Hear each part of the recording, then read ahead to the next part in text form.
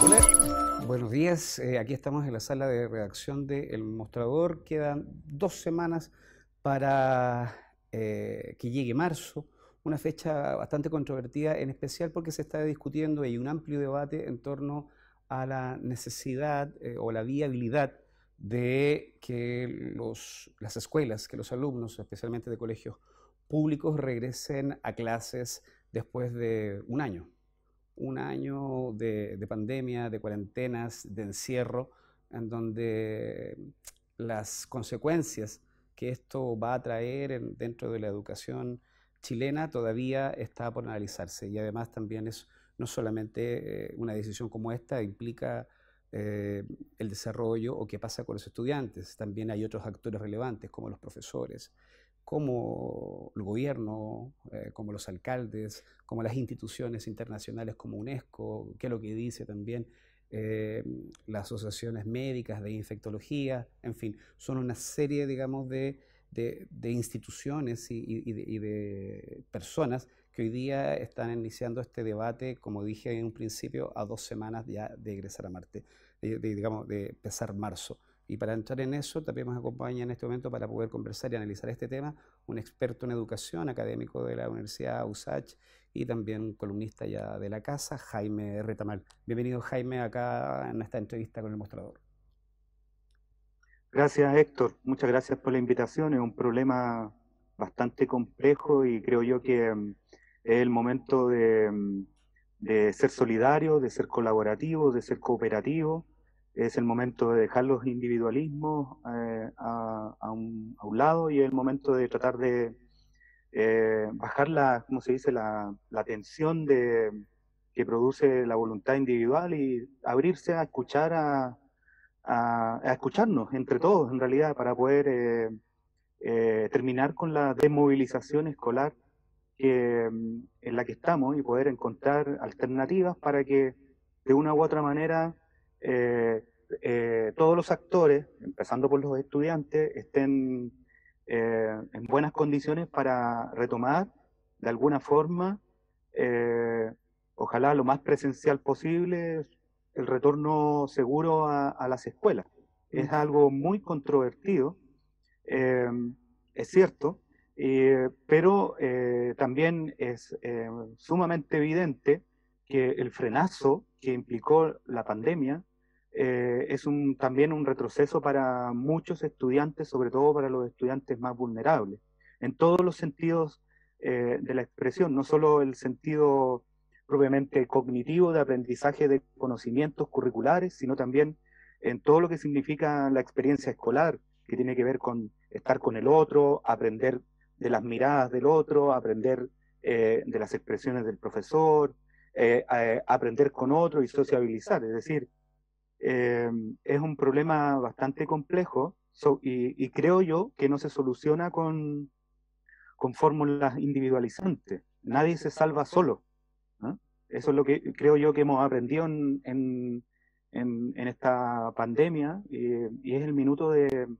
sentarse a conversar, pero de manera sincera, honesta, con todos los actores, no con aquellos que son solo mis amigos, por decirlo de alguna manera. Sí, sobre eso y como tú lo anunciabas también, esta idea de que la conversación sea colaborativa. Bueno, dentro de esta jornada se está produciendo también esta conversación con el Consejo Asesor, está el Colegio de Profesores, otras entidades, el Colegio Médico está planteando también la posibilidad de crear una mesa especial para debatir el tema de la educación. Ahora tú apuntabas algo que resulta ser me parece que es muy importante, que en esta discusión en donde hay diferentes actores que tienen su opinión, están los estudiantes propiamente tal.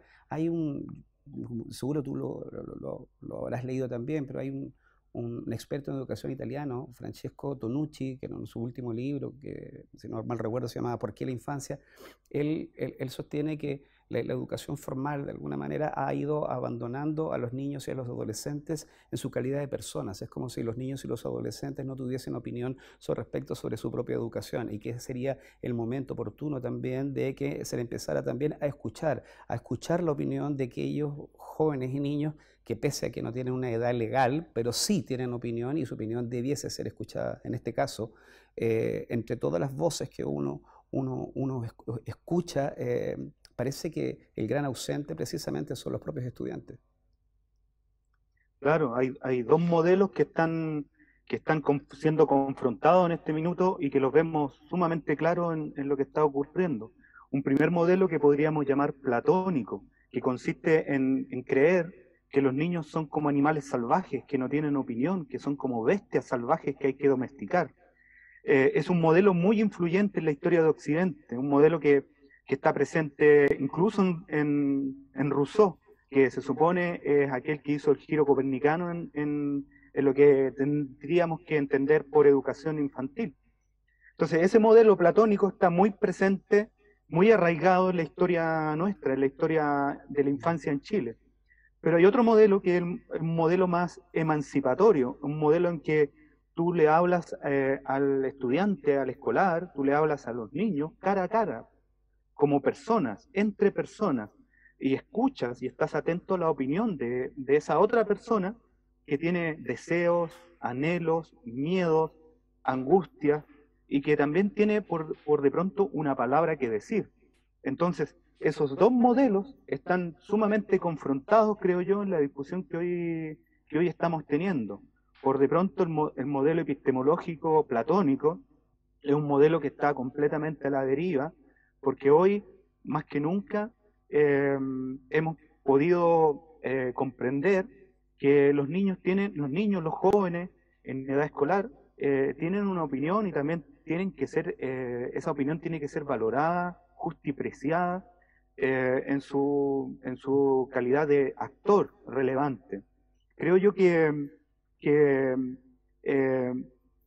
lo que está cayendo también no es solo este modelo epistemológico que entiende la infancia como un animal salvaje, sino que también está cayendo toda una estructura paradigmática que, que nos hacía creer que los niños poco menos que no tenían personalidad o Mm, no tenían intereses o no tienen, ¿cómo se dice?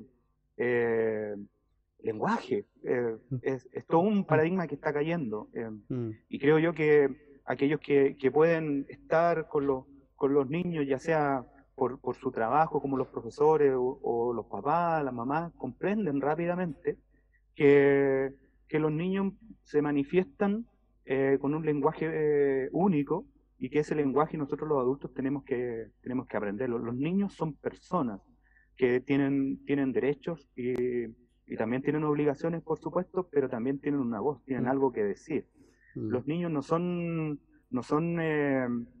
los niños y los jóvenes en edad escolar no tienen por qué ser tratados de manera mm, brutal o de manera... Tienen que mm, ser tratados con cuidado.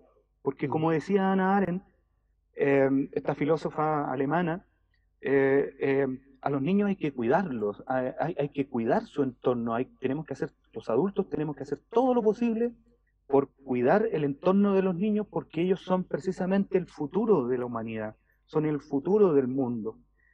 Y si queremos cuidar el futuro de este maravilloso mundo, bueno, esto debe partir ¿cómo se dice? Por el cuidado que debiéramos tener mm. con los niños. Mm. Jaime, y ahora respecto de la complejidad que mencionábamos también, y que esto tiene muchos factores, este encapsulamiento, digamos, en donde se encuentra la comunidad escolar, y por la comunidad escolar me refiero a estudiantes, profesores y también a las familias, eh, está pues, desde luego el motivo de por qué digamos, se suspendieron las clases presenciales, que es la pandemia que todavía no controlamos ni siquiera, no, o sea, no lo controlamos en Chile, pero tampoco está controlada a nivel mundial, donde recién se están vacunando y no sabemos también el resultado que va a venir a posterior. Por una parte tenemos el gobierno que plantea que lo ideal es que se retornen las clases el 1 de marzo de una manera gradual y voluntaria, es decir, que se tomen decisiones en la medida, digamos, en el caso a caso para poder lo más pronto posible regresar al colegio. Por ahí también hubo unas críticas porque esto hacía recordar el intento el año pasado del ministro de Educación, Raúl Figueroa, que insistía en volver a clase en un momento en donde la pandemia y además había toda una psicosis colectiva en torno a lo mismo. Y está ese punto de vista. Por otra parte está el punto de vista del colegio, de profesores, que plantea que que la seguridad es, para retornar a clases presenciales tiene que estar en primer lugar, por lo que ellos plantean que el momento más oportuno es cuando las comunas ingresen a fase 4, es decir, que ya estén más o menos y que estemos todos vacunados y que la pandemia esté bajo control. ¿Cómo ves tú estas dos posiciones y cómo podrían llegarse a puntos comunes, como mismo tú comentabas, que había que ser solidario a la hora de discutir y tomar decisiones tan relevantes como retornar a clase? Sí, yo por una parte veo que, que la pandemia nos puso de frente con el Estado subsidiario neoliberal.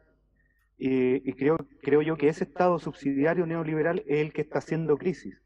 Eh, y hace crisis en un rostro, que es el rostro del ministro de Educación, porque él en su intento de conservar los principios que están detrás de esa concepción de un Estado subsidiario y neoliberal, él trata de, de salvar, por decirlo de alguna manera, la individualidad, las decisiones que tienen que tomar las familias, cuando en rigor lo que él debiera dejar a un lado, digamos, mirar mejor esa crisis de Estado neoliberal, porque ese régimen de gobierno escolar ya no funciona, y tiene que un poco bajarle el volumen, bajar la tensión de esos principios ideológicos y tratar de escuchar más a los actores.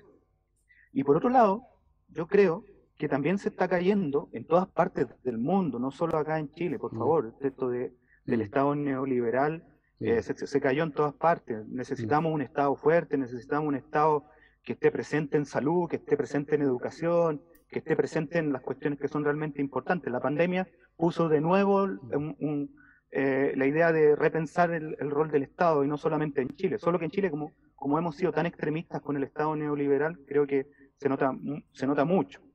Y creo yo que en esa dinámica no viene a jugar para nada un rol relevante cualquier expresión como la del ministro, como la del otro ministro que intentó decir que los profesores poco menos que eran unos flojos. Creo mm, que esas cuestiones no ayudan, pero tampoco ayuda.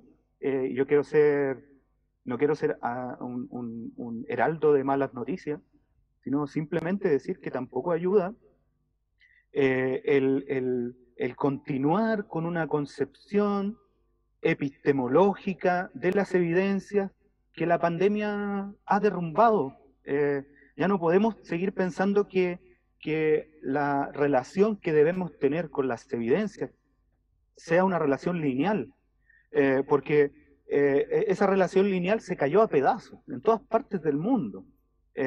No hay una relación lineal entre el primer COVID y las vacunas de primera generación, porque el segundo COVID y las vacunas de segunda generación ya están siendo realizadas, ya están siendo trabajadas. Me mm. refiero a que las variaciones del COVID van a exigir en el futuro, no muy lejano, que las escuelas a lo mejor se vuelvan a cerrar, que necesitemos unas nuevas vacunas de segunda generación, etcétera, etcétera. Entonces, yo creo que la vuelta a clases tiene que ser una vuelta bien pensada, en el sentido de que no es una vuelta para quedarse, sino que es una vuelta para movilizar ciertas experiencias escolares, movilizar eh, eh, ciertas vivencias escolares, y para centrarnos en cuestiones que sean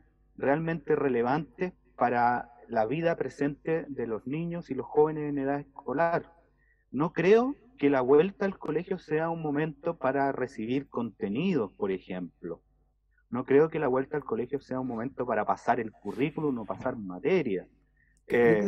Yo creo que la vuelta al Déjame colegio... interrumpirte justo ¿Sí? en ese punto, porque tú hablabas de esta concepción lineal. Entiendo, digamos, que con esto también querías dejar claro un punto, que es también ir abandonando ciertas líneas digamos, que por una parte, digamos, están respaldadas por la evidencia, pero que pueden ser tomadas de manera muy ortodoxa, como decir, "Oh, cuando termine esto, cuando se vacune todo el mundo, ahí recién volvemos", circunstancias que efectivamente sabemos que pandemias como estas son muy móviles, ¿no? Vamos descubriendo y van pasando cosas en el camino, por lo tanto tampoco pueden tomarse decisiones tan tajantes, sino que hay que abrirse, digamos, de alguna manera a experimentar, o sea, atreverse al experimento de iniciar nuevamente un proceso escolar. Y diste en un punto que me parece súper relevante. Da la impresión que algunas de las discusiones que se genera es en torno al retraso solamente, digamos, en materia curricular de los estudiantes. Como que los estudiantes perdieron un año y en realidad ese año hubo muchas materias que no pasaron, entonces existe un gran temor también de que lo que se intente buscar ahora, como se retorna a clases, es como recuperar el tiempo perdido, es decir, sacarles el jugo a los estudiantes con muchísima materia, metiéndoles materia, cosa de poder recuperar el año pasado, cosa que claramente tampoco sabemos qué va a pasar mucho en este año. Hay otros análisis que dicen que incluso el 2021 podría ser un clon del 2020 en el sentido, digamos, de que vamos a estar entrando y saliendo, digamos, de las cuarentenas o de otro tipo de mecanismos de protección. Sí, es el tiempo también o sea, es el tiempo, la pandemia, nos puso en un tiempo de que debiéramos derribar esas epistemologías lineales y entrar a algo que los biólogos, por ejemplo, han entrado ya hace mucho rato, que son epistemologías más complejas, de maneras más complejas de pensar los sistemas, de pensar el modo de vida, de pensar el modo en cómo nos relacionamos entre nosotros y cómo nos relacionamos con el mundo. Creo yo que el paradigma de la complejidad llegó para quedarse y también llegó para quedarse en la forma en cómo pensamos el sistema escolar. Leía, por ejemplo, con mucha atención que hay experimentos de sistemas escolares en otros países en el que no existen salas de clase, los espacios son abiertos y son siempre abiertos. En invierno y en verano son espacios abiertos. Son espacios en mucho más contacto con la tierra, con la naturaleza. Nosotros tenemos la idea de que la escuela es un aula, es una sala de clases, cuando en otros lugares, en Canadá o en Dinamarca, ya se está pensando en otros tipos de ambiente y espacio escolar, porque es también un tema de arquitectónico. Hay otros modos también de aprendizaje que no tienen que ver necesariamente con esos modos más conductistas que tuvimos nosotros, los adultos. Hay otros modos que son mucho más, que, que juegan y que involucran al estudiante en otras dimensiones más creativas, que tienen que ver con otros procesos cognitivos mucho más superiores que el estar sentado y recibir materia. Los profesores también, y aquí hago una crítica, Que están muy yo acostumbrados a esa investigo, dinámica, por la dinámica de pasar materia, exacto, nosotros y los de tomar profesores hemos los sido elementos formados en curriculares que una... entrega el gobierno y repetirlos, digamos, sin mayor reflexión. Sí, claro, claro, y nosotros los profesores también hemos sido formados también con dos fenómenos muy potentes. Uno, que tenemos que transmitir conocimientos para rendir en pruebas estandarizadas, y lo otro, que somos tremendamente a veces muy autoritarios con ese modelo, ¿te fijas?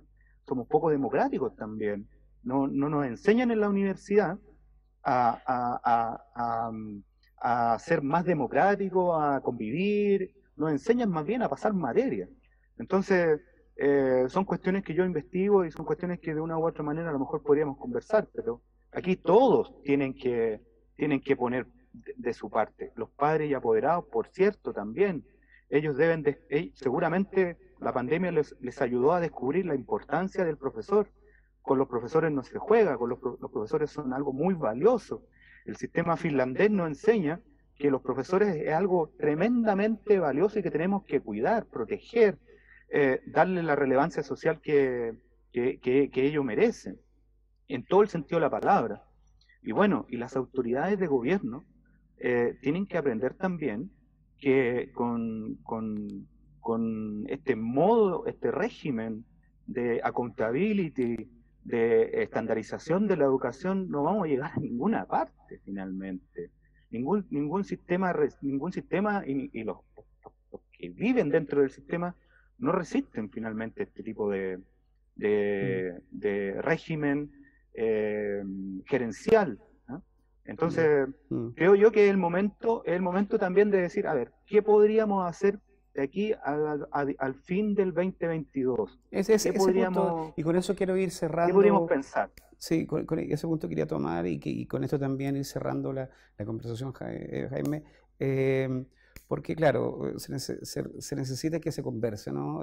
Igual conocemos muchas experiencias de mesas de trabajo que al final no, poco avanzan y es mucha burocracia, pero aquí se necesita como Sí. repensar efectivamente no solamente el retorno y la fecha en que se retoman, sino también para qué se retoman y qué se va a hacer durante ese retorno a clases. Era como por preguntarte y puntualizar unos tres, cuatro aspectos que tú crees que debiesen ser indispensables en esta discusión que se van a dar en esta semana. Bueno, lo primero indispensable es que hay que deconstruirse. Lo primero que yo tendría que decir, tenemos que deconstruirnos, deconstruir nuestra ideología, deconstruir nuestras posiciones, deconstruir nuestros intereses para construir un acuerdo, para construir ¿cómo se dice? Una meta común, un proyecto común. Pero parte por la deconstrucción. Segundo lugar, creo que tenemos que pensar eh, en el mediano plazo y en el largo plazo, vale decir, tendríamos que pensar qué esperamos para el año 2022 y qué esperamos para esta generación COVID. Qué es lo que queremos de ella? ¿Qué es lo que vamos a buscar de ella? ¿Cuáles son las oportunidades que perdieron y cuáles son las oportunidades que les vamos a ofrecer como sociedad? Porque me da la impresión de que eso también produce mucha angustia. En tercer lugar, creo yo que es el momento de repensar lo que la educación es, lo que la educación debe ser, lo que la educación tiene como finalidad. Creo que es el momento de dejar atrás esta concepción de la educación como capital humano y pensarla como una educación para el desarrollo ecológico, para nuestra emancipación ecológica, para descubrir una nueva forma de relacionarnos con la naturaleza. Es también el momento de dejar atrás el individualismo que aprendemos, que se nos transmite por las venas en el sistema neoliberal y poder pensar un sistema que sea solidario, colaborativo entre nosotros, con la naturaleza, con el resto de los seres vivos, porque de una u otra manera también esos desafíos están presentes. Y por Mm, último, yo creo que es muy importante repensar el rol de las tecnologías en la educación. Creo que la virtualización es un desafío de marca mayor. No en el sentido de que debiéramos dejarla atrás, sino que debiéramos repensar en qué consiste la virtualización, cómo la virtualización nos podría ayudar, porque la experiencia de educación virtual del año que hay que sacar vivimos cosas en fue claro, hay que realmente sacar cosas, desastrosa. digamos, en blanco, digamos, cosas en claro a partir, digamos, de toda esa experiencia. Ah. ¿Cómo? Que hay que sacar cosas en claro a partir de la experiencia del año Sí, pasado, no puede haber sido simplemente, digamos, una forma de improvisación para salir jugando. Hay experiencia ahí sí, en torno, digamos, a esta sí. nueva forma de educación, de la virtualización que debiese también incorporarse. Sí, hay experiencias buenas y experiencias que hicieron los mismos profesores. Los mismos profesores crearon una experiencia muy buena.